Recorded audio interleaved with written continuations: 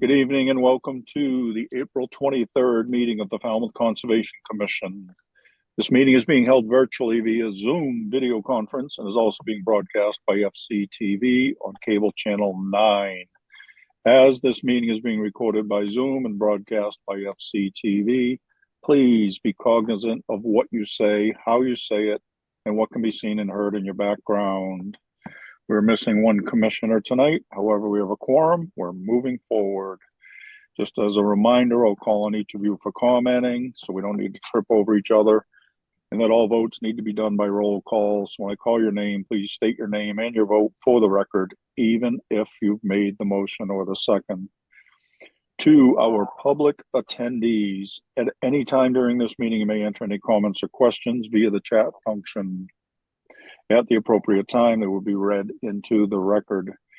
If, as an attendee, you'd like to participate in a particular hearing, let us know via the chat function. Then at the appropriate time, you will be promoted into the hearing as a participant.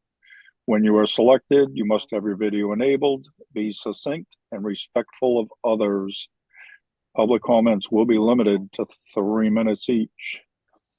Regarding RDAs, under a request for determination of applicability, the applicant is asking the Commission to determine if the provisions of the Massachusetts Wetlands Protection Act and/or the Falmouth Wetlands Bylaw apply to their proposed project. A negative determination is that the provisions of the Act and/or the bylaw do not apply. Therefore, the project may proceed as proposed.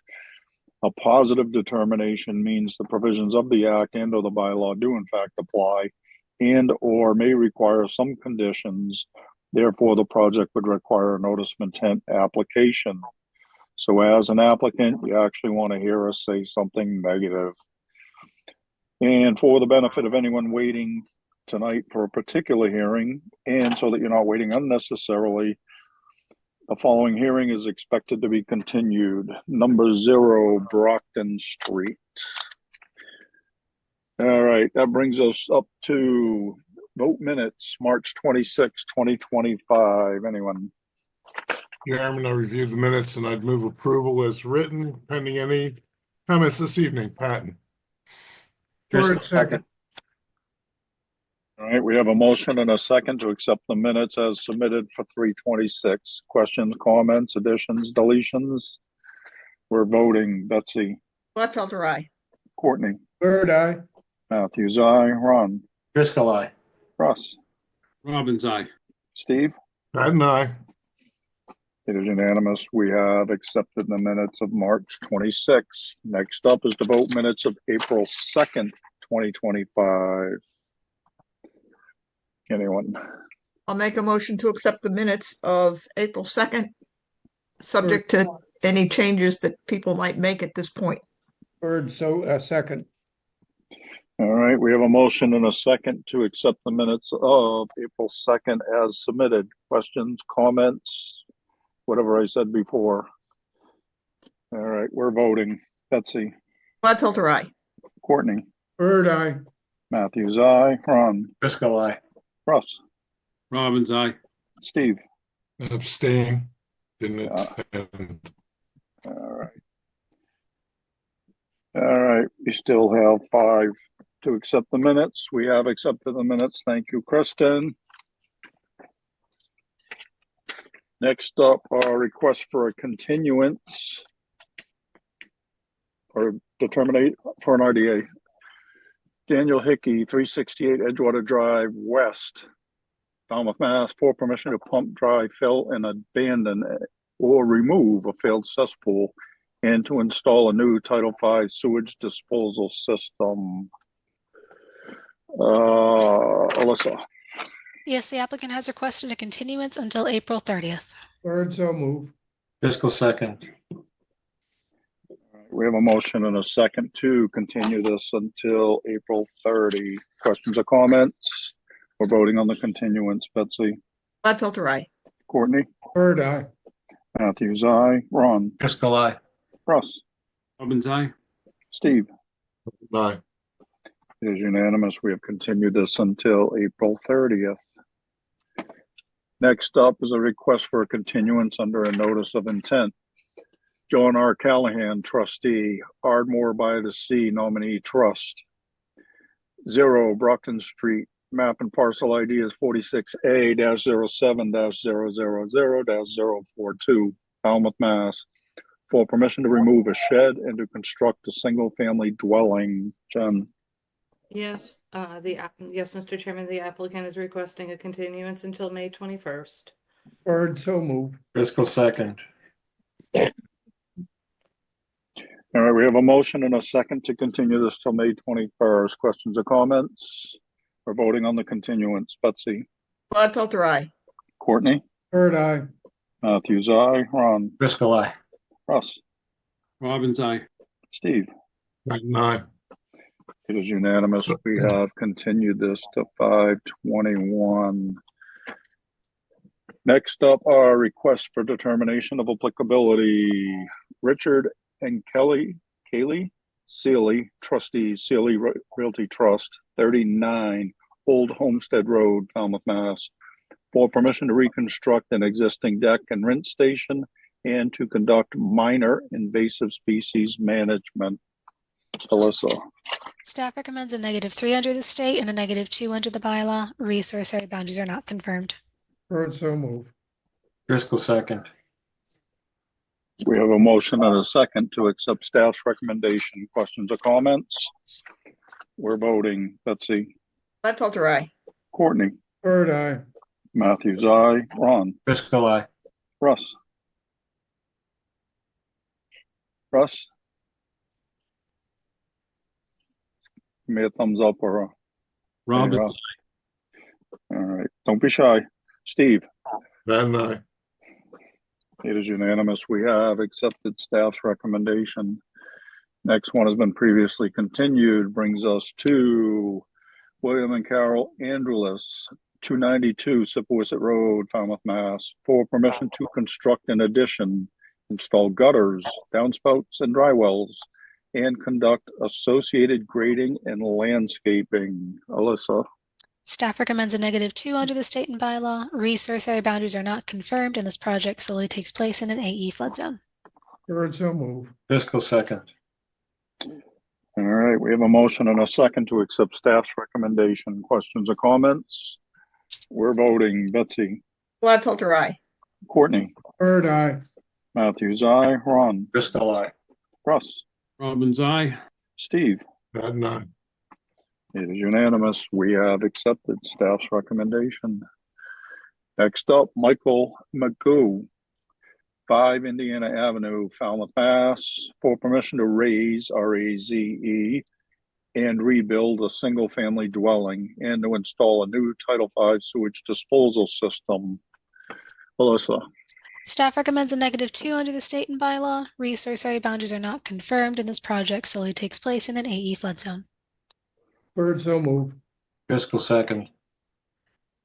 all right, we have a motion and a second to accept staff's recommendation. Questions or comments? We're voting. Betsy, Gladfelter, aye. Courtney, Bird, aye. Matthews, aye. Ron, Driscoll, aye. Russ, Robbins, aye. Steve. Knighton, aye. Unanimous. We have accepted staff's recommendation. Next up, W. Everett Swift Family Corp.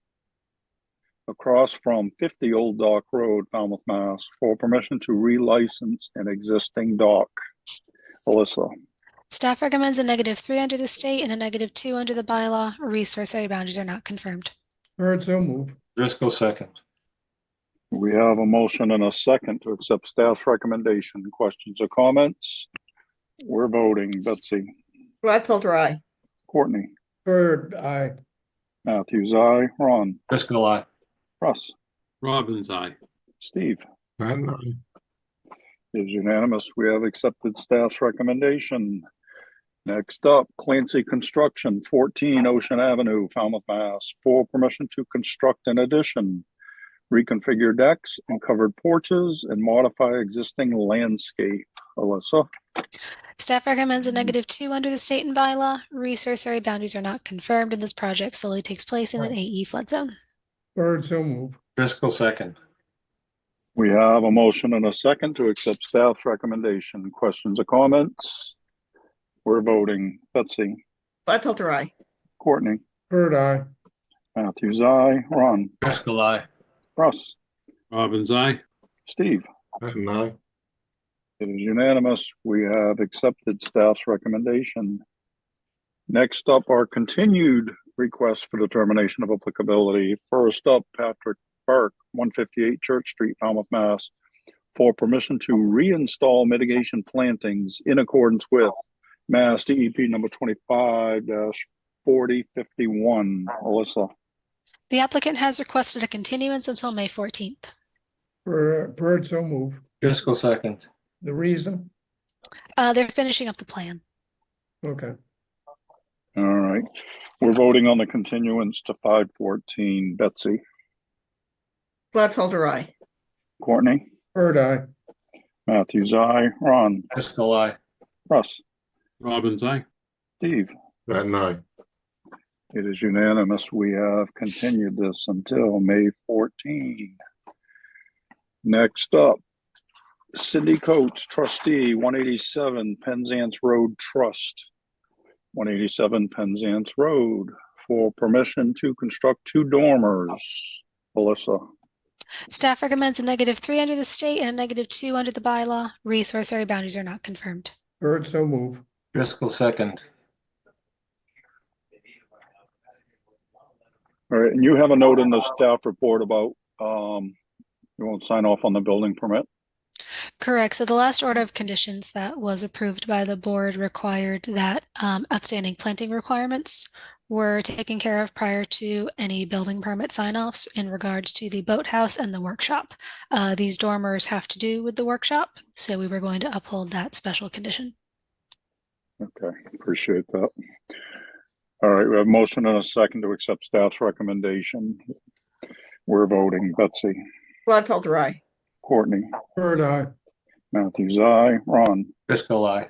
Russ, Robbins, aye. Steve. Patton, aye. It is unanimous. We have accepted staff's recommendation. Next up, Clifford Gaizunas, 37 Toby Lane, Falmouth, Mass, for permission to reconstruct an existing deck. Alyssa, Staff recommends a -3 under the state and a -2 under the bylaw. Resource area boundaries are not confirmed. Bird, so move. Driscoll, second. all right, we have a motion and a second to accept staff's recommendation. Questions or comments? All right, we're voting Betsy, Gladfelter, aye. Courtney, Bird, aye. Matthews, aye. Ron, Driscoll, aye. Russ, Robbins, aye. Steve. Patton, aye. It is unanimous. We have accepted staff's recommendation. Mr. Chair, as I'm the applicant on the next one, I'll recuse myself. Thank you. Next up, Courtney Bird, 43 Sipworset Road, Falmouth, Mass, for permission to replace an existing timber retaining wall with a concrete block modular wall. Alyssa, Staff recommends a -3 under the state and a -2 under the bylaw. Resource area boundaries are not confirmed. So move, Patton. Driscoll, second. all right, there's several things on this. So shouldn't this be an NOI? You A can deny report it. on methodology. I'd like a 50-page report on why it's necessary. And are there any structural plans with this? Not a one. Do we I have know a he's- survey? Is it moving closer to the resource? We have a survey. We have the survey. I think we should continue it for about 6 months and dwell on it. All right, we have a motion and a second to accept staff's recommendation. We have one recusal, who is the applicant. So any questions or comments? All right, we're voting Betsy, Gladfelter, aye. Matthews, aye. Ron, Driscoll, aye. Russ, Robbins, aye. Steve. Patton, aye. It is unanimous with the one recusal. We have accepted staff's recommendation. Next up, Joshua Carahans, 307 Shorewood Drive, Falmouth, Mass, for permission to reconstruct an existing deck.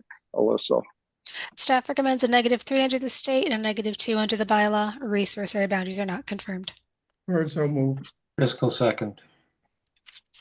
we have a motion and a second to accept staff's recommendation. Questions or comments? We're voting Betsy, Gladfelter, aye. Courtney, Bird eye. Matthews, aye. Ron, Driscoll, aye. Russ, Robbins, aye. Steve. Bad night. It is unanimous. We have accepted staff recommendation. That's all the RDAs. Thank you to the staff for their efforts. Next up are requests for a hearing under a notice of intent. All hearings of the Falmouth Conservation Commission are held simultaneously under the authorities of the Massachusetts Wetlands Protection Act and the Falmouth Wetlands Bylaw. Although a single decision of the commission is issued, it represents a separate decision under each authority. As a reminder, public commenting is limited to 3 minutes. So I encourage you to stay within the purview of this board, which are the rules and regulations of the Wetlands Protection Act and the Falmouth Wetlands Bylaw, and how they pertain to a particular application. The chair reserves the right to stop any commenting that is disparaging or inconsequential to the hearing. First up, Elizabeth Katz, 190 Associates Road Realty Trust, 190 Associates Road, Falmouth, Mass, for permission to conduct invasive species removal and restoration. Jen. Yes, Mr. Chairman, I have promoted Duke Bisco up from Wilkinson Ecological Design to present his project. Welcome to the Falmouth Conservation Commission, Duke. Thank you so much, Jen. Good evening, commissioners. For the record, my name's Duke Bitsko from Wilkinson Ecological Design, and I'm representing the homeowners of 190 Associates. Their names are Liz and Robert Katz. We submitted a notice of intent for the ecological restoration of a native shrub wetland community, which includes invasive species removal, shrub and ground cover plantings, and establishment of a native wet meadow seed mix. The goal of this voluntary restoration plan is to restore the native plant community, resulting in the increased biodiversity of flora and fauna and improved wildlife habitat. The total area that we plan to restore is approximately 18,500 square feet, or half an acre. Duke, do you have a plan that you can share with us? I do. That would be actually helpful put for the together board. a slight, can you tell me how to share that? Okay, so if you go down to the bottom, you're going to see a green thing that says share. So if you go all the way down to the bottom of your screen, you should see the audio, the video, the participants, Right. Yeah, and see share. Click on Is it- share. it's under more. Okay, there we go. Oh, okay.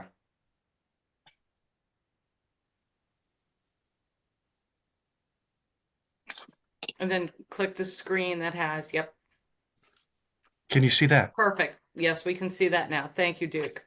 Great. This is a slide presentation. I got it down to about an hour, if that's okay. Beautiful.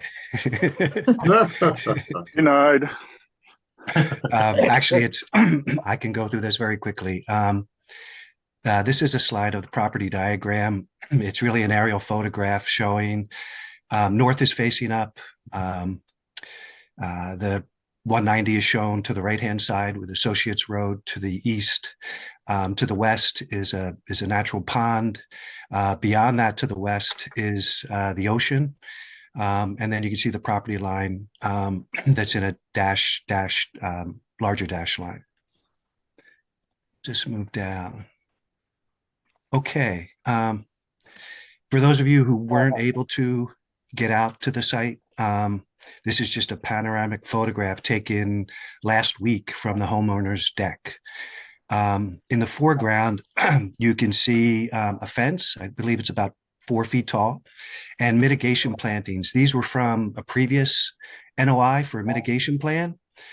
These are typically shrubs that were planted just behind the fence line. And then what you see in the majority of the photograph are invasive shrubs and vines located close to the house. It's hard to see in this photograph, but there's on top of the canopy of the existing shrubs, both native shrubs and invasive shrubs, you'll find a whole canopy of grapevine and other aggressive or non-native vines. If you guys have any questions, just feel free to interrupt me. This is a diagram we put together to identify and just show you the resource areas fairly quickly before we get into the design. Starting at the pond to the west or to the left, you can see the salt marsh, which is identified in a solid green line. Can you see my pointer? Is that helpful? Yes. Yes. Okay, so here's the green line for the salt marsh, and there's the associated salt marsh zone A, which is in a lighter dashed green line over here. And then moving towards the house, we have the bordering vegetated wetland, BVW, shown in the solid blue, and then the associated buffer zones associated with those, zone A and B, 50 and 100 feet off in the dashed blue lines. And then this red dash line, you can see the zone AE and the zone VE. And then finally, we have the coastal bank, which is really close to the house. And this is identified in the orange line with the zone A and B in a lighter orange line offset from that. Okay. All right. This diagram is taken directly from the land management plan, and it identifies 3 distinct zones within the property of various densities of the state listed invasive species. This area here, the light green, yellow, is invasive species with a density of 0 to 5%. This orange area represents 25 to 30% invasive species. And the red, which is closest to the house, which we saw in the picture, are invasive species that are of the highest density, 50 to 60%.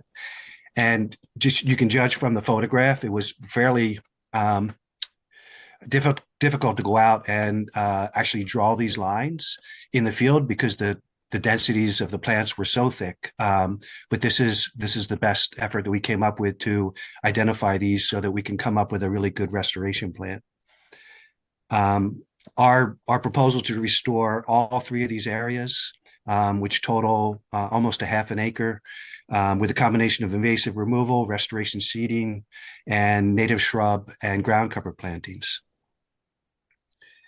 This is just a simple diagram, and I apologize, this is not in your packet, but I just thought I'd show this because this represents this green areas, the old area that we just looked at that was in red that represents the 50 to 60% invasive species. So this is the one we're going to heavily plant with shrubs and ground cover plantings, native forbs, wildflowers, and grasses. So for this actually represents 6,000 square feet out of the total 18,500 square feet. What we did to figure out what we wanted to do for the proposed planting was, if it's 50% invasive density, we would take out those 50%, and we're left with 50%, which is approximately 3,000 square feet. And then we used a shrub density of 7 feet off center. We based this kind of restoration strategy on a couple different things. One was we went to the areas that had much less invasive species that were considered a healthy shrub wetland, which were down here, actually within the BVW. And we found these spacings to be anywhere from 7 to 8 feet. We also looked at the NHESP fact sheets for native plant communities for the shrub wetlands. And we saw that for a native shrub swamp, they identify a shrub density, a healthy shrub density of anywhere from 25 to 70% cover with 25% herbaceous ground cover. So our thought process was, if we get rid of 50%, we have 50% shrubs remaining. We add the density of 7 feet, and we're close to that 75%. We do know that, one of the comments, the staff comments, which we appreciate, had to do with the density and actually asking to increase the shrub density. And I guess when we get to the finish section, we can talk about that, and we're happy to talk about it after talking to the actual homeowners today. And the last slide is our actual restoration plan, which also comes from the, let me see if I can. So you can see the plantings in that zone, the green zone that we showed here. These just shows the shrubs. It doesn't show the ground covers. And then it shows every other area in green. This is the area we're doing the invasive species removal and the native wet meadow seeding. And then as associated with the land management plan, we gave a plant schedule for the native shrubs. We gave a plant schedule for the native forbs, and wildflowers. And then we gave you a combined kind of wet meadow seed mix, which is very much based, both the shrubs and the forbs and the seed mix are based on the healthy plants that are out there now. The only other thing I'll say, if you don't have any questions up to this point, is relative to schedule. Once we receive a order of conditions, what we like to do is propose to start the work not until late summer, early fall. And that work will continue for 3 full growing seasons. So that starts next year is 1 full growing season, the following year, which is 2027 is the second, and then 2028 is the 3rd growing season. During year 1, the invasive species will be removed. Any bare soil will be seeded. We don't typically do plantings in the first year because we want to really control the invasives while we're out there for a full year. Year 2 is when we'll start to get in there and we'll do all the shrub plantings and the native ground cover plantings. We'll install a temporary irrigation system to supplement any period of drought. If there is no drought and we get plenty of rainfall, which is hit or miss, especially over the last couple of years, we won't turn the irrigation system on. We won't waste any water on that. We'll just use the natural rainfall for that. And then the only other thing I'll mention is the second staff note was in relationship to adding a mow strip along I believe it was along the north and south property line. Do I have that correct, Alyssa? Was that here and here? Yes, in the areas of the invasive removal. Okay. So just a couple comments. We thought about this at the office. Right now, there's no fencing along the property lines. It's not arbitrary. There's a boundary, but there's no actual physical bounds out there. There's no fence to kind of delineate that. So if we did do that, we would have to provide some sort of bounds in there so that it could be mowed and delineated over time, especially over the long term, after 3 years. The other thing we were thinking was those areas are in the buffer zones for the BVW, and they typically have, even though they're listed as areas to control invasives, they actually have a lot of native shrubs, healthy shrubs and ground cover along the property line. And I wouldn't want, I guess we wouldn't necessarily propose for this project a mow strip, just because we potentially could be cutting down or eliminating some of those native plants.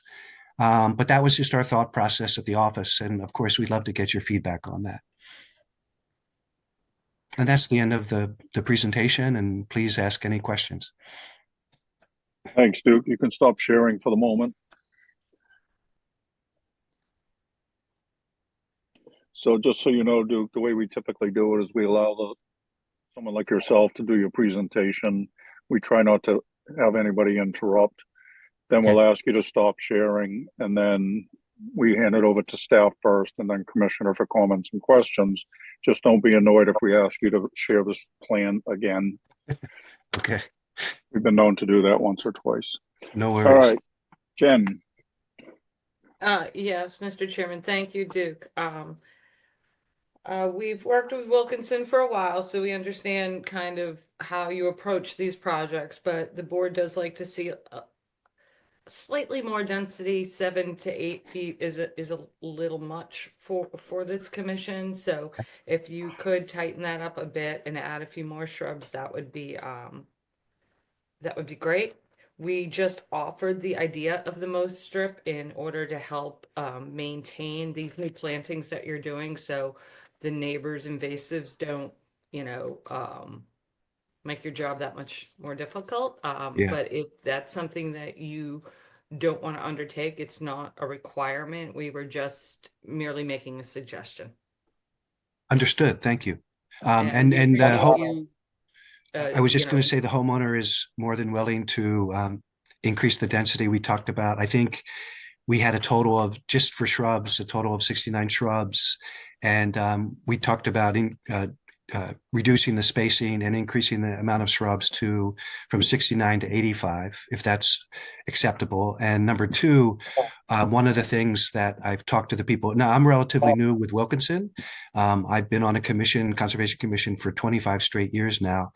So I know what it's like to sit on the other side of the table. So we would like to at least propose that increased shrub density. And the other thing is, I just mentioned, is I think Wilkinson is more comfortable using slightly larger shrubs. These are not balled and burlap shrubs, but they are number 3 containers that are being proposed. And I just didn't know if you weren't aware of that. I just wanted to make you aware of that. So thank you. Carolina Rose is listed on your plan as a number 1 container. Everything else is listed as a number 3, but the Carolina Rose is listed as a number 1. Huh. Is that correct? It's correct in the drawing. I can't really respond to that because I don't know if we can get that rose in a number 3 or even a number 2. They typically come in a smaller size. Okay, that's fine.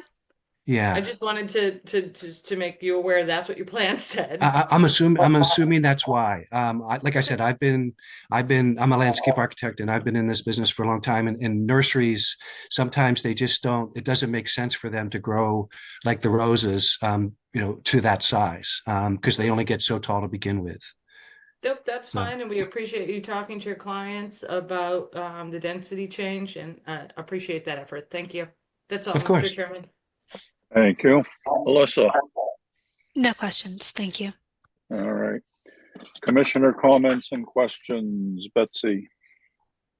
No questions, and my comment was that was a nice, clean, clear presentation. Thank you. Yep. Thank you. And Courtney. thank you for not going for an hour. Yeah. Courtney. I agree with Betsy. No further comments. Yep. Nice presentation. Short and sweet. Gets to the point. Ron. I'm all set, Mr. Chairman. No questions. All right. Russ. I'm good, Mr. Chairman. Steve. All set. Thank you. All right. Jen, is there anything in the public chat function, please? Nothing in the public chat for this project, Mr. Chairman. Then I'll And make a Duke motion. One second, Betsy. Duke, what we'll do is we'll just condition the order of conditions when they issue it for that revised plan for that plant density. Thank you, and we'll resubmit it probably in the next week if that's okay. Perfect. Thank you. Okay. Make a motion to close the hearing and take it under advisement. For Oh, a second. Second, Robbins. Steve, did I see your hand up? Yes, thank you. We have another request to amend order of conditions on this property for next week. And I assume they're unrelated. Is that correct? I get a nod. Yes. Okay, Yes. Okay. thank you. All right. We have a motion and a second to close the hearing. Last call. Questions or comments? All right. We're voting to close the hearing. Betsy. Gladfelter, aye. Courtney. Bird eye. Matthews, aye. Ron. Driscoll, aye. Russ. Robbins, aye. Steve. Patton, aye. It is unanimous. We have closed this hearing. Thank you, Duke. Thank you, Duke. Hey, have a thank you nice so evening. much. Have a good night, commissioners, and Jen and Alyssa. Thank you. Thank you. Thank you.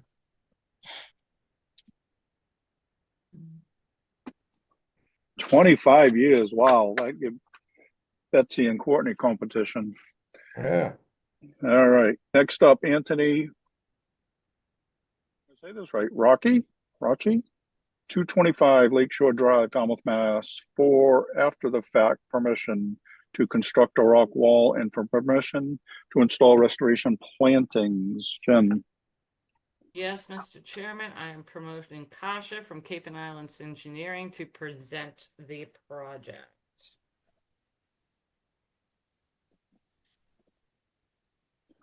Hi, good evening. Can everyone hear me? Yes, we can, Yeah. Kasha. Thank you. Great. Hi, good evening, everyone. My name is Kasha Koss, permitting specialist and wetland scientist for Cape and Islands Engineering. representing the homeowner, Anthony Rocky, apologies also for that pronunciation, for the proposed restoration project at 225 Lakeshore Drive. My colleague Jake is also on the call to help answer any questions. And if you'd like, I can share my screen. Sure.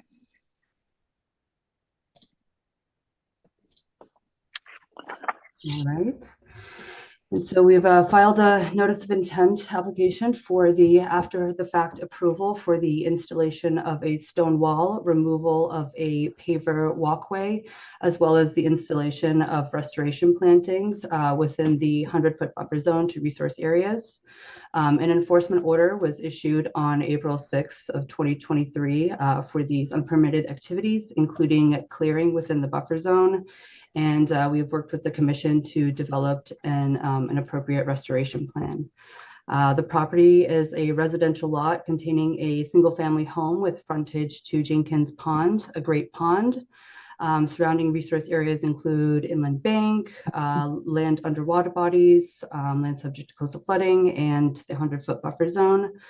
The house falls right outside of the Falmouth 75-foot buffer zone A and partially within the 75 to 100-foot buffer zone B. Approximately 736 square feet of native vegetation was cleared within the 75-foot buffer zone A, in addition to the construction of a rock wall and a 125 square foot paver walkway leading from the back deck to the lake.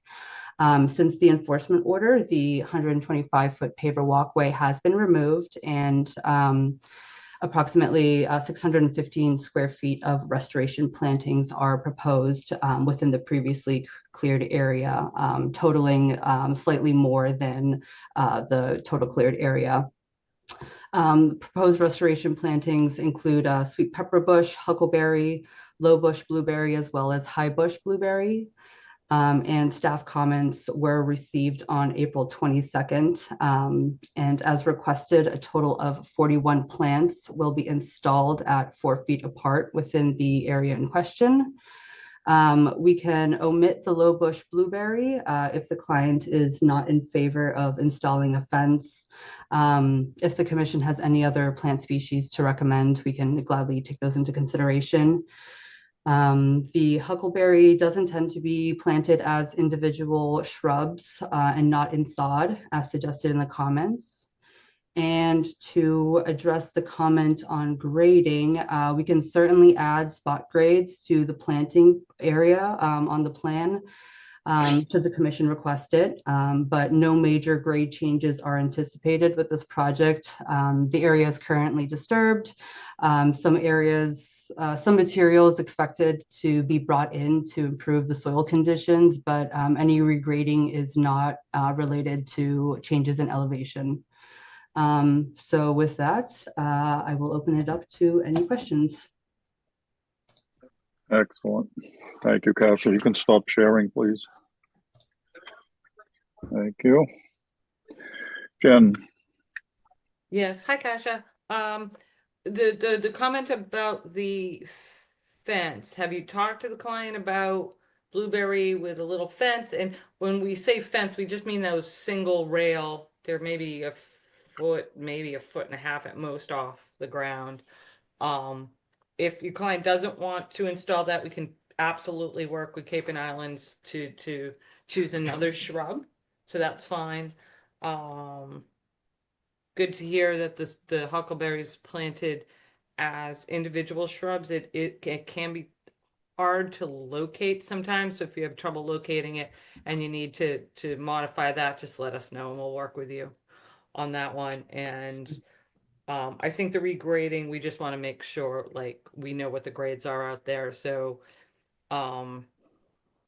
if we could have you just go out and grab a couple of spot grades, that'd be great.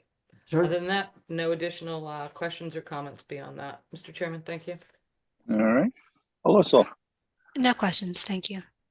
All right. Commissioner comments and questions. Courtney. No questions. All right.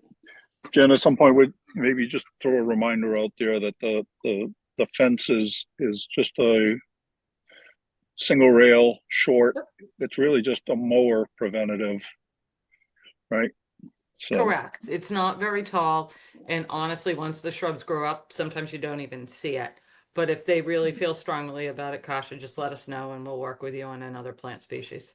Sure. Just don't want the little blueberries to get mowed. Understood. okay. Ron, I'm all set other than the comment. It looks like it's a pretty tough area to grow those plants behind the house and on the level above the lake. Looks like it's pretty active. Good luck. Russ, I'm good, Mr. Chairman. Steve, No additional questions. Thank you. all right. Betsy, Nor do I have questions. Thank you. all right. Jen, is there anything in the public chat function, please? Nothing in the public chat, Mr. Chairman. I'll make a motion to close the hearing and take it under advisement. Bird second. All right. We have a motion and a second to close the hearing. Last call, questions or comments? We're voting to close the hearing. Betsy, Gladfelter, aye. Courtney, Bird eye. Matthews, aye. Ron, Driscoll, aye. Russ, Robbins, aye. Steve. Matt and I. It is unanimous. We have closed this hearing. Thank you, Kaza. Thank you, commissioners. Have a good night. Thank Night. you. Right.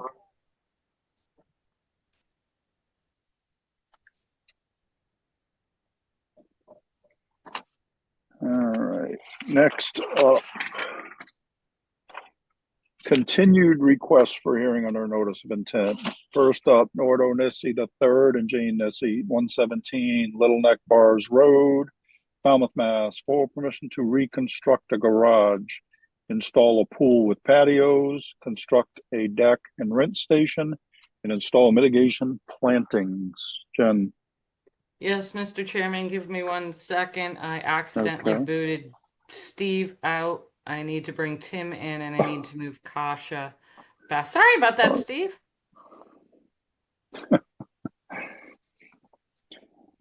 And for the record, this has not been previously open. Okay, now I grab Tim. Sorry about that.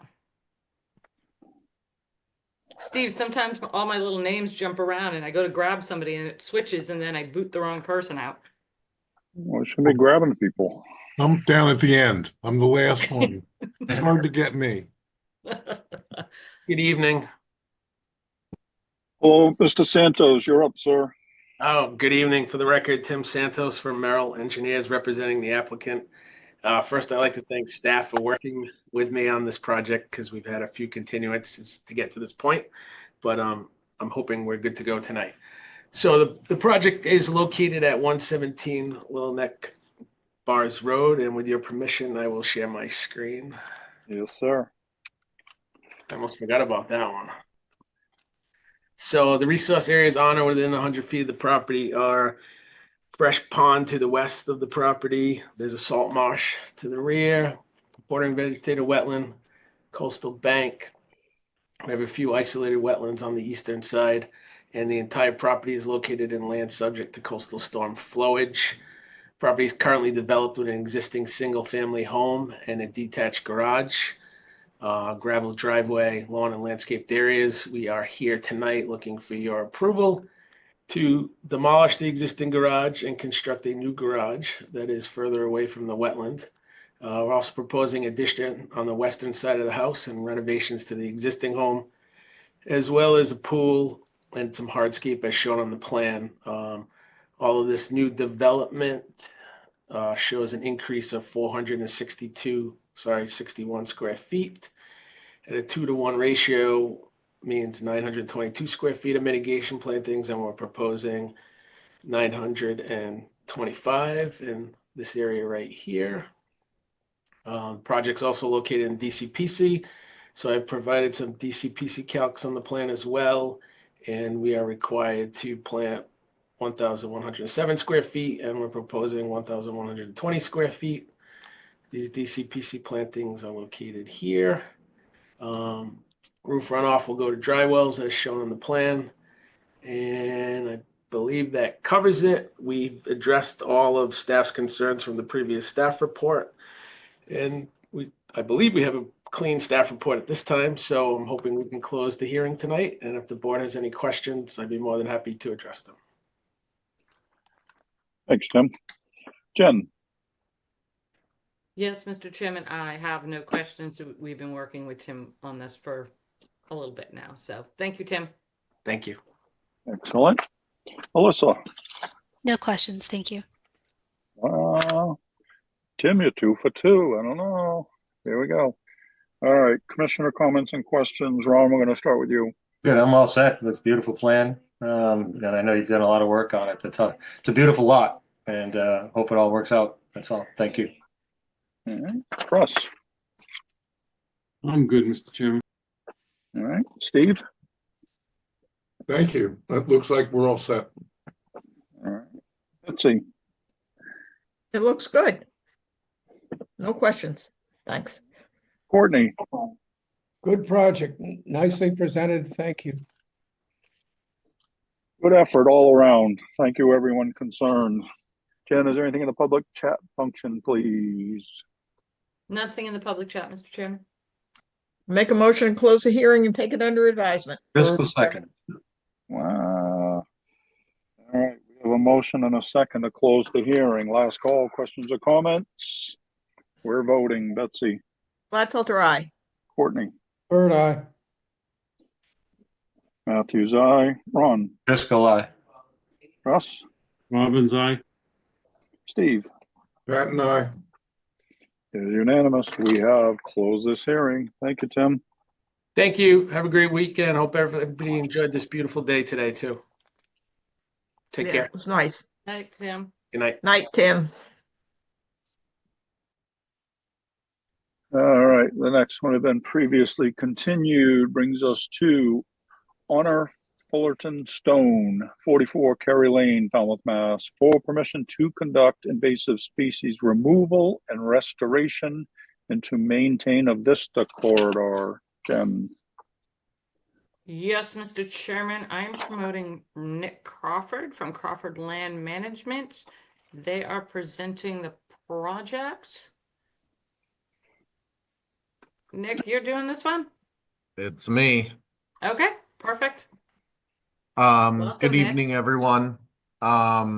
Representing for 44 Kerry Lane, Nick Crawford from Crawford Land Management. We basically have 3 things going on here inside the buffer zones. The first is to maintain an existing view corridor through both invasive species management and some selective management of native species. Can we see your plan, please? Yes. Thank you. Give me 1 second. Hold on. Share. I think I'm doing it right. Is that big enough? Does that work? Yes, thank you. You can zoom in on it, it'd be great. I'm zooming. Hang on 1 sec. I can't tell if I'm in. Oh, there we go. Can you see my cursor? Yeah. Yes. All right. So the main consideration here that we're looking to achieve is to maintain this existing view, which is basically from the center of the house and the paver patio towards Buzzards Bay. The 2 other purposes of the project are to do some invasive species management and replanting within this area here and this area down here. This area down here is kind of dominated by some overstory native trees, some black cherry, but there's a lot of bittersweet in this area. We've been before you previously to manage a little bit of this vegetation in the past since it had overgrown into the driveway area here. And then same with this area up here. We had been before you previously to kind of reestablish this edge of existing vegetation, because the house had just kind of, it had grown in for a long time, and there were cedar trees, 3-4 feet away from the house here. So what we're looking to do here is manage the invasives, which is mostly vine honeysuckle in this particular area, and replant with native shrubs. As far as maintaining this existing view window, it does include the removal of several smaller native trees as a preemptive strike, to keep them out of the view in the future. They're not very big at this time, but over time they would impede the view. They're looking to enhance some of the landscape plantings tight up around the house that are mostly in manicured area, or they're all within manicured areas, around the existing paver patio, existing deck, and existing house. We did show some work outside of the buffer zone, just for cohesiveness. This is mostly privet, honeysuckle, and bittersweet kind of hedge along the road. So while we were planning the rest of the property, we did that as well and showed it on the same plan. I'm happy to answer any questions about what we're looking to do here, and I'll leave it to you. Excellent. Thanks, Nick. For the moment, you can stop sharing, please. Okay. There we go. Thank you. All right, Jen. Nick, did you provide us with the square footage of each management species? I'm sorry, each species area. Yes, I do believe we did. I think Lauren provided some supplemental information between the continued hearing and today, and I was trying to bring everything up at the same time, but my Adobe keeps crashing, and I'm trying not to open too many things at the same time for whatever reason. Trying to find, let's see, hold on one second. 414. The application. I don't think we got anything from Lauren, Nick. Okay. Hold on. I'm just opening a Word document now that I think is your staff comments plus her responses. Yes. Area, or maybe these were just internal. Area 1 is 665 square feet. About 70% of that area is invasive. Area 2 is 415 square feet. About 70% of that area is invasive. And area 3 is 4,960 feet. And about 60% of that area is vegetated, which is almost entirely invasive. Okay. In the future, if you could provide those to us with that percent, it allows us and helps us evaluate the plan. We're not going in there blind. Absolutely. And can you, internally, we as staff are trying to figure out, because we hear stump sprout management thrown about, and I'm not mean it in a negative way, but and we're just trying to get a handle on what that actually means. Like on the next project, I know we're trying to make the trees grow back into trees. Correct. This project, it seems like we're going to be managing them as shrubs, and so it seems like sometimes we find it interchangeable. We don't know if you're proposing it to be managed as a shrub, or if you're proposing it to try to find that strongest leader and have it become like a tree again. Yep.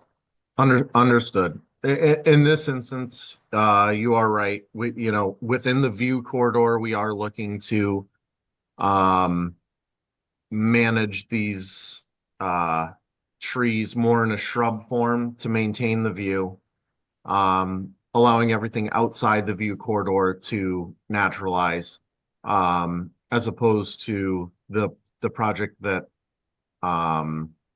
is coming up where we're looking to reestablish the overstory.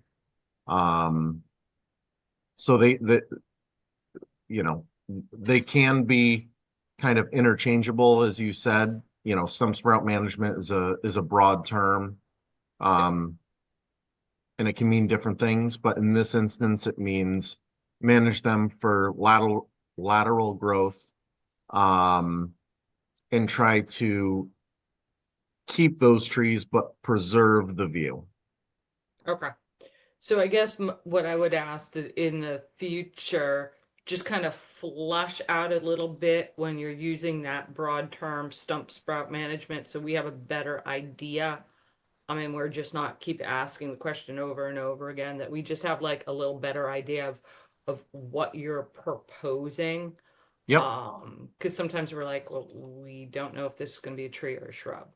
I get it. And you're saying that the trees in the view corridor, it's not that they're not suitable to become a tree, it's for the preservation of the view. It's solely for the view itself, and it's a fairly wide property, and it's at least in my opinion, a modest view towards Buzzards Bay, given the width of the property. So, we're looking to manage those trees to promote lateral growth and preserve the view into the future.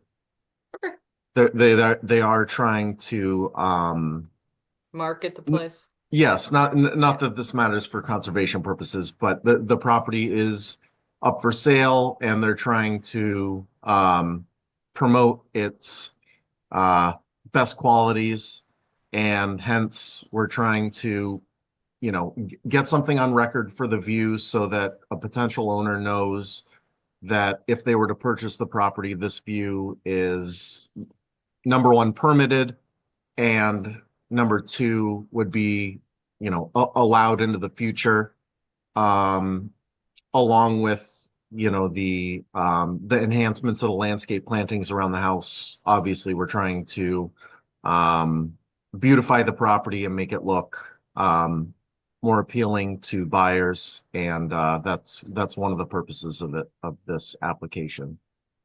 Nick, and this is something we didn't put in the staff report, but I just thought of, if they're marketing the property, it's a pretty kind of older home. Don't you think somebody's just going to purchase this and raise and rebuild? And in that case, we're looking at a whole different vista, possibly? I don't know. I mean, in my personal preference, I think the house is really cool and pretty unique, and fits the land, and it is just kind of a unique property. Obviously, a potential buyer might think something different, and it might go higher or different shape. I don't know that, because So I there is guess- no buyer. Okay, so I guess that would be my only concern is, would this work be done before? I mean, Yes, this work would be the done- intentions would be that the work that's proposed to you now would be done relatively soon, going into spring/summer, to market the property and get it looking a little bit better.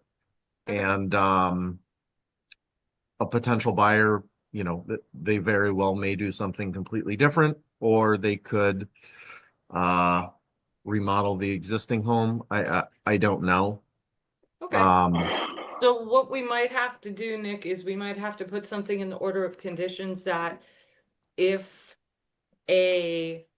this property were to be in the future, the house raised as in demoed and rebuilt, and a new vista corridor were to be established, then these trees in this vista corridor should be allowed to be managed as a tree species, as an overstory species, as opposed to more of a lateral shrub.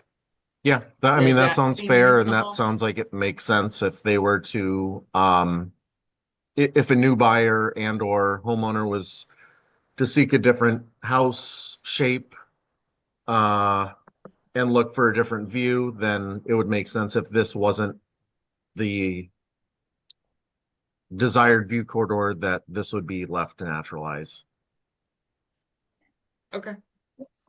Yeah, I don't know if I would say left to naturalize. I would say that probably the tree species should probably managed as an overstory tree, as opposed to that, again, that lateral. Right, yeah, there is a existing kind of pathway in that area, so Okay. I think that makes sense. Okay, that would be my only concern to the commission is, we're establishing a view corridor on a property that probably has an 70 to 80% chance of being raised and rebuilt. So that would be my only concern. Thank you, Nick. Yep. No other questions, Mr. Chairman. Alyssa, Thank you. Just to follow up on Jen's comments, Nick, for the stem sprout management terminology, I did meet with Lauren last year and she kind of explained to me your guys' criteria, how you look at the sprouts, determining if they're good candidates to be trained to grow into an overstory tree again.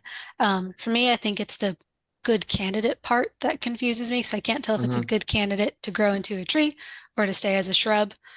And if they're the inverse, if something's not a good candidate to grow into a tree, does that automatically make it a good candidate to stay as a shrub?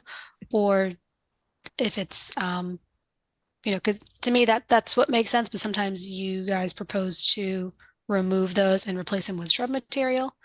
So I think going forward, we're, content with your criteria on how you look at them. Just trying to understand which direction we're going into would be helpful. Okay. My only concerns with the cut trees in the corridor, considering that this is an unpermitted corridor, I think it would be a slippery slope to allow for all the trees to not be managed if that's the only reason is that it's a view corridor. I understand the ones very close to the home, like right where that patio is, there's a bunch of just cut cedars, and if those grow up, Right. that is just a wall. So I understand that.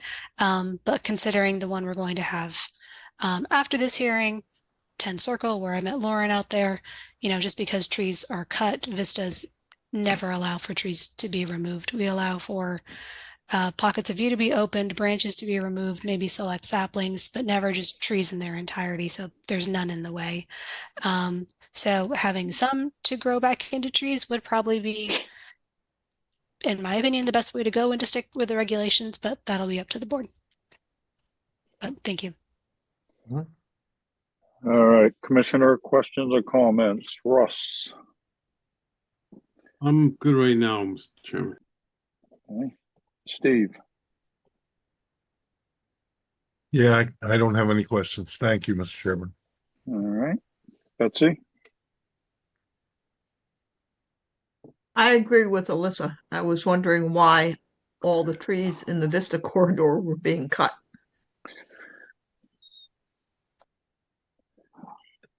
Courtney? Is the house currently on the market?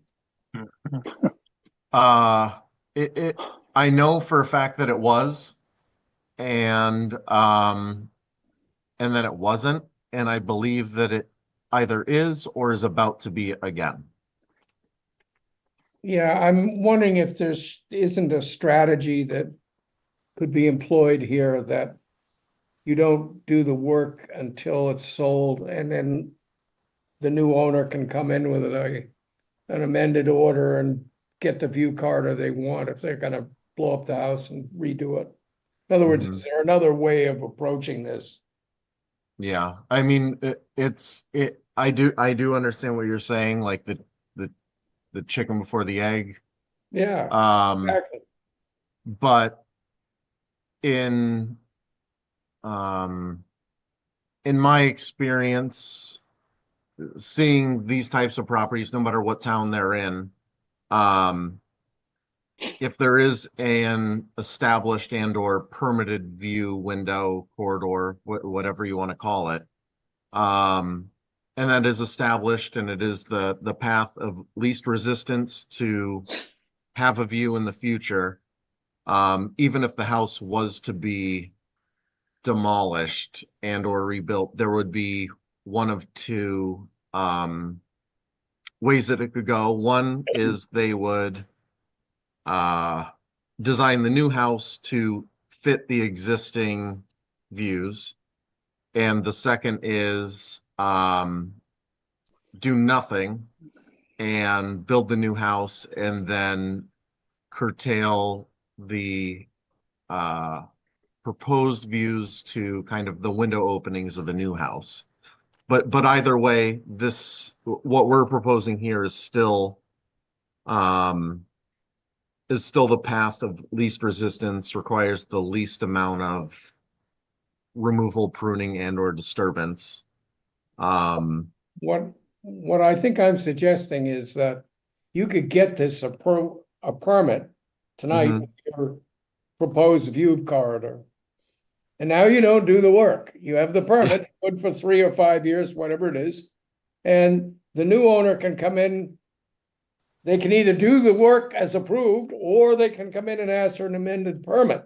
And that way, the trees, we don't have all these trees cut down and now you got to let them grow back. And, you know, it's a messy situation. I think you ought to rethink your plan. I do understand what you're saying, but I mean, I've been on the other side of this, so I know. No, I know. As far as houses being the other thing to do is market it in the wintertime when the leaves aren't on the yeah, tree. as far as houses being, and they could go out and get their proper view corridor. It really bothers me. You're gonna go and do all this work with the potential that now the new view corridor that people wanted different because they've blown the house up. Yeah. And now you have all these tree stumps. Can we end this? Hey, you're beating a dead horse. We have an existing homeowner. We have an existing property. They're going to get a permit for 3 years, whether they act on it or not. Somebody new comes in, they want to do something different. They apply for a permit. Happens every week here. No, I understand. I've said my piece. Thank you. Ron. No, I'm all set after that. I'm not jumping in there. Oh, Thank come you. on. All right, then I will. He's just doing landscape staging, right? Instead of doing indoor staging, he's doing outdoor staging. Yeah, people have a hard time envisioning what may be able to happen, and I think this is one way to assist in that. Yeah. Okay, I'm all set. Thank you. Jen, did I see your hand up? No, yes, I think there is a way to condition it where if the board does allow the trees, that maybe if a new person comes in, establishes a new view corridor, we condition this one that the trees start being managed as overstory trees. If the board wants to go down that road, I think we can condition it to try to protect that one vista corridor in your regs. But we can talk about it during deliberations. Yeah, okay. Is there anything in the public chat function, please? Nothing in the public chat. Thank you. Make a motion, close the hearing and take it under advisement. Driscoll second. We have a motion and a second to close the hearing. Last call, questions or comments, just not Courtney. All right, we're voting. Betsy. Gladfelter, aye. Courtney. No comments, bird eye. Matthews, aye. Ron. Driscoll, aye. Russ. Robbins, aye. Steve. Steve? He said Pat and I. He's muted. All right. It is unanimous. We have closed this hearing. Thank you, Nick. Yep. Thank you. Oh. Don't go anywhere, Nick. You're up next. Yep. All right. Next up, Jeffrey Unger, 86 Eel River Road, East Falmouth, Mass. For permission to install a fiber roll array, construct a staircase, maintain a vista corridor, and install restoration plantings. And for the record, Russ, you're not on this quorum. You're excused for the moment. You have to come back though for more fun and games. Jen. Yes, Mr. Chairman, Nick Crawford is here to present his project. Mike Borselli is not with us this evening, correct, Nick? Yeah, no, it's just me. Okay. You're stuck with me. For the record, Nick Crawford from Crawford Land Management. Obviously, we're here to propose the stabilization of a short coastal bank. Stabilize that with native vegetation and fibrils. Didn't seem like there was a whole lot of comment about that piece. There was an old violation, or not violation, old enforcement order that had never been remedied that was on the property. It was a previous owner. We did meet with both Jennifer and Alyssa on site, and talked about the previous enforcement order and also the previous restoration plan that had been put in place and or approved / permitted. I do believe, I don't want to speak for Jennifer and or Alyssa, but at this point in time, the area has grown in quite well in its thickness. There's not a whole lot of area or any area really for native plantings to restore it, because the native vegetation that had previously been cut has grown back to a degree where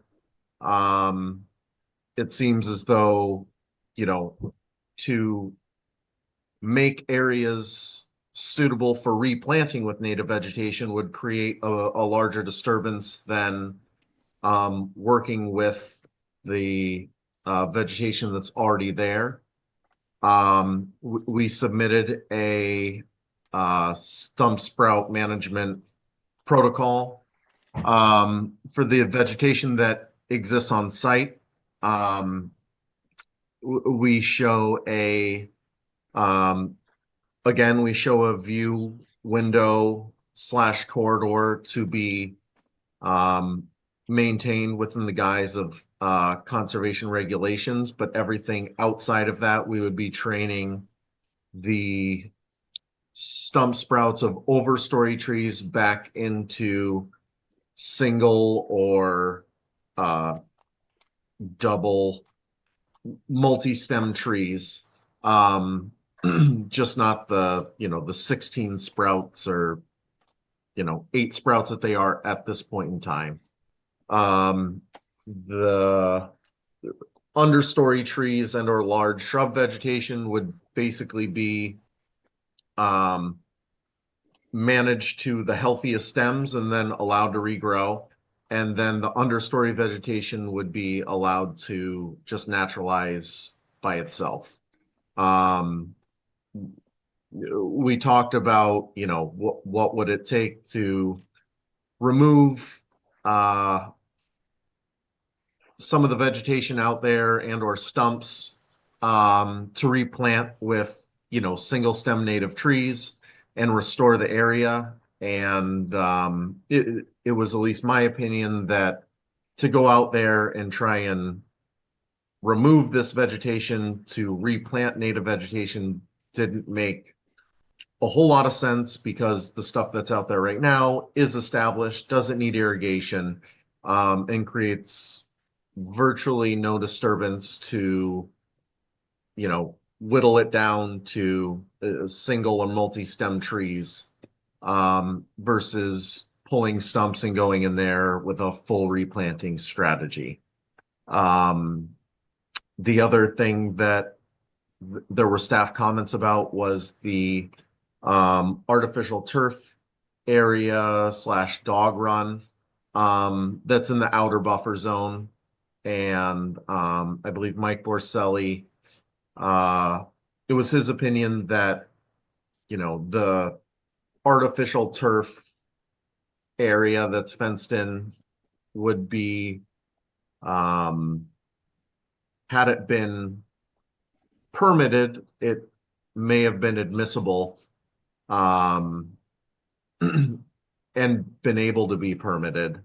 So it's, you know, it's his opinion that it didn't necessarily require mitigation, but we're here before you now and looking to get this project approved. So I'll leave it open to the board. All right, Jen? Yes, Mr. Chairman, I largely agree with Nick. We did go out there. There's not a lot of invasives out there. I think if we go in and try to pull out all those damaged trees, that it's just going to turn into a much larger job. We went out there, we talked about it. Now, Nick, just to clarify on your plan, you know, we have a few plants called out, but when you say you're going to go in there and stump sprout manage, you're talking about all of the oaks and all of those overstory trees that are throughout there, and not Correct. just ones right next to that access route to the core fiber rolls, correct? Yes, it would be everything. So if there Everything. were, and the way that we would determine whether or not, or which stump sprouts were chosen versus which ones were removed, and I don't mean removed like, I mean per specimen. We're not removing any individual cherry or oak, but if there's an oak tree that has, you know, 9 sprouts coming off of it, we're gonna, you know, eliminate the ones that are crossing, the ones that have damage, the ones that may have rot, and, you know, whittle them down to, you know, more or less 30% of what they are now. Let that grow for a year, whittle that down one more time, and then by the end of the permit, by the end of 3 years, the idea is that we will have, you know, 1, 2, and or 3 viable sprouts of each specimen that can grow back into single or multi-stem trees that aren't affected by either crossing limbs or rot or decay at the base. Okay. Thank you. When is this work supposed to start, the restoration part? Originally we were wanting to do the stabilization work pre-summer. I think that's going to wait till the fall at this point. I think that the restoration / stump sprout management work can be done relatively soon. I don't think it's going to take a large amount of time, probably only 3 or 4 days to go through there and selectively edit the stems that are not as advantageous as others. So I can't speak for the homeowner, but I would say that the restoration work could very well take place this spring and or early summer before everything is fully leafed out. Well, considering it's an outstanding enforcement matter, we'll probably condition it to begin, and then we'll probably condition, like, once you've gone through and done that first, that sweep, that we do a site visit, so we can get a kind of an idea of how it looks when you first Like go in there and do that. A base, yeah, like a 'Cause baseline. This is a little bit different than the normal, like, invasive removal and everything else. And I'd Understood. just be kind of curious to see, you know, to really see it in progress. Yep. And as far as the artificial turf, I cannot recommend the board allow the artificial turf to remain, but that'll be up to the board. I will say that I did look at the property pre-artificial turf. there's kind of like a mulched border around the property. I don't know if it's necessarily permitted or not, but I do know that the first time I ever looked at it, that area was mulch. That's it. All right, thanks, Nick. That's all, Mr. Chairman. Thank you. Alyssa? Thank you. Just to touch upon the last staff note, I had just requested a revised plan. There was a notation on the original plan that you guys submitted for that area just above on the plan, where the view corridor was. I'm just looking for that to go back, just so it's very clear that even though that shrub layer is being cut, it is not to be cut anymore. Yep. Lauren mentioned that, and she said she was going to add it to the plan and resubmit that. Excellent. Thanks so much. Yep. All right, commissioner comments and questions. Steve, we're starting with you. Thank you, Mr. Chairman. I was curious about access to the work site. So for the restoration stump sprout management component, that would all be done by hand, no equipment needed. As far as the stabilization work, we would use a mini skid steer and a mini excavator. The mini excavator that we've been using for sites like this has a 3.5 foot track width.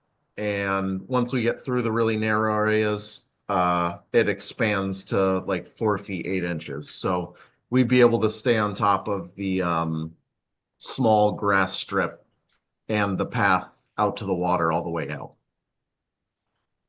Okay, it looks like you don't have that, but if you say you do, you do. Okay. Yeah, it's real tight, it's real narrow, but it is doable. It's only 3 of my feet, which makes it awfully small. My feet are getting bigger though. So, okay, no more questions. Thank you. Let's see. I'd just like to see a condition, since Nick is very clear as to what's going to happen with the regrowth of the stumps that are sprouting, that if the owner chooses any other landscape firm, they have to get permission of the commission. I'd like to see this enforcement order from how many years ago, Jen? Quite a while. I'd like to see it successful. And I think Nick has a good plan, has a good handle on it. That's all. Thanks. All right. Courtney. 60 years ago, when I graduated from college, I lived in Tucson, Arizona for a couple of years. And these people had an interesting solution for lawns. They dried out, so rather than irrigate them, they poured a concrete slab and painted it green. So that reminds me of your AstroTurf solution. And I just have a problem with that. So I think you should come up with something else. I don't want a Tucson solution to your dog run. No other comments. All right. Jen, wouldn't we treat that just as any other impervious surface? Correct, we would. So if we left it, it would have to have mitigation. We do have a area that on the edge of existing vegetation, between the edge of existing vegetation and the deck, that we could mitigate with. That's currently kind of not vegetated. So if that's something the commission would be amenable to, we could balance that square footage with that. Nick, Go ahead. Nick, you would need to do it at either a 3-to-1 or a 2-to-1, and we haven't evaluated that, so I couldn't recommend that to the board because we just haven't had a chance to evaluate it yet. So if you wanted to continue your hearing and explore that, that's fine. But I have had Mike in particular have one of his clients take out the AstroTurf. I will say the AstroTurf, although it's completely artificial and doesn't provide any, you know, value, it is pervious. The substrate underneath it is usually just sand. So it is pervious within the outer buffer zone. But you know, I'll leave it at that. All right, you done, Jen? Okay. Ron? No questions, Mr. Chairman. All right. Jen, is there anything in the public chat function, please? Nothing in the public chat, Mr. Chairman.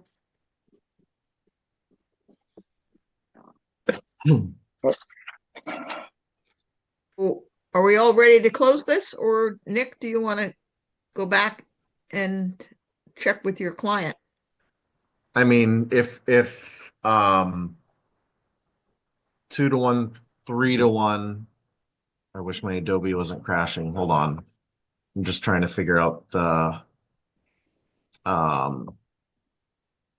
square footage of the artificial turf area that's within jurisdiction or within the outer buffer zone. 4.9. This is it. I was just hesitant to open everything because it kept crashing, but let's see here.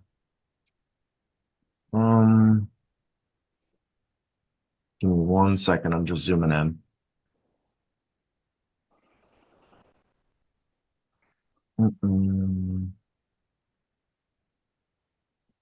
Bunch of lawn.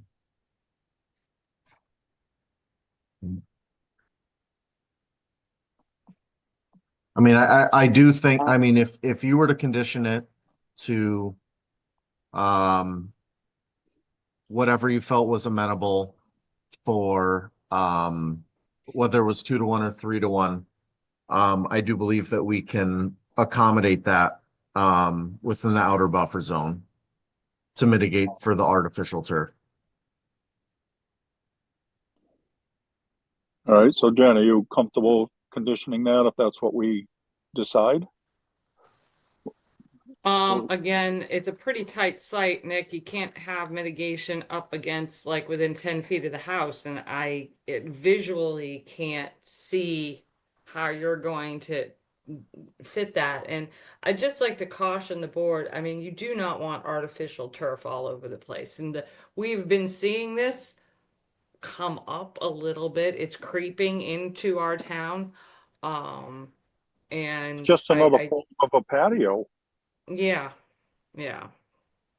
So, I mean, part of me would,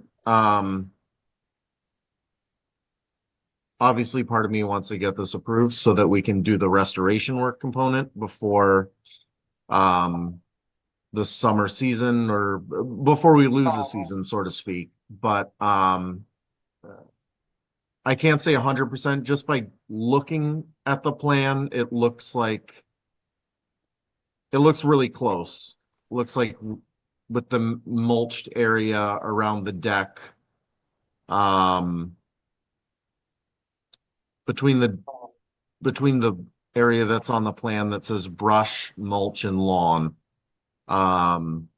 This needs to be worked out separately. We're not going to debate all this tonight. Okay. I'm going to make a motion to close the hearing and take it under advisement. Bird second. Jen? Nick, if the board decides either for or against the turf and your client feels strongly, file an amendment. Let's just close this. Let's get you the order. Let's get you started on that restoration, and we'll deal with the artificial turf. That makes sense to me. Okay. All right, so we have a motion and a second on the table to close the hearing. Last call, questions or comments? We're voting to close the hearing. Betsy? Gladfilter, aye. Courtney? Bird eye. Matthews, aye. Ron? Driscoll, aye. Steve?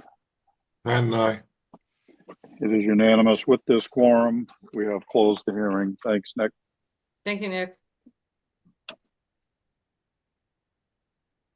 Courtney, I figured out what that stuff I was golfing on in Florida was. It's that painted concrete you were talking about.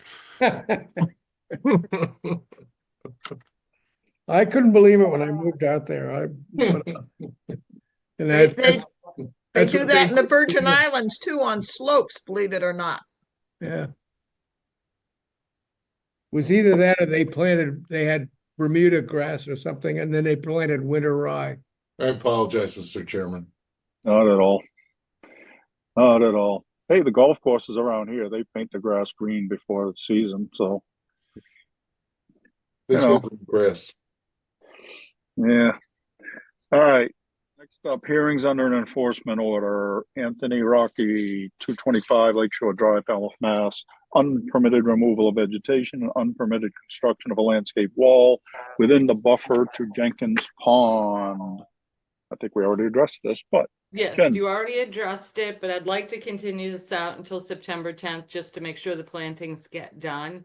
This has been kind of a lingering enforcement issue. So Josh is moved. Bird second. You said September 10th? September 10th, Just want to make sure I heard it right. Thank you. correct? All right. So we have a motion and a second to continue this till September 10th. Betsy, Gladfelter, aye. Bird Courtney. eye. Bird eye. Matthews, aye. Ron, Driscoll, aye. Russ, Robbins, aye. Steve. And It is unanimous. We have continued this until September 10th. Before you get all antsy for the next thing, Jen has some really bad news for you. I just wanted to warn you guys, next week, because of last week's, we had to continue a bunch of stuff. We did manage to spread it out over the next couple of weeks, so it's not all jammed. But next week is going to be long. I just wanted to let you all know. I do think we will have a couple of continuances because materials did not come in today as required. But still, we will try to get every issue out of the way to the best of our ability before the hearing. And just files like warning this you. usually. So that's all I have to say, guys. All right. So week is not the week to be calling sick, and make sure you bring snacks. And if it really looks like it's going to go on, we'll take a break after a certain period. We haven't had to do that in a long time, but maybe we will. Last motion, who wants it? I will make a motion to adjourn. Driscoll, second. Gladfelter, aye. Bird eye. Driscoll, aye. Robbins, aye. Matt and I. It is unanimous. We are adjourned. Thank you, everyone.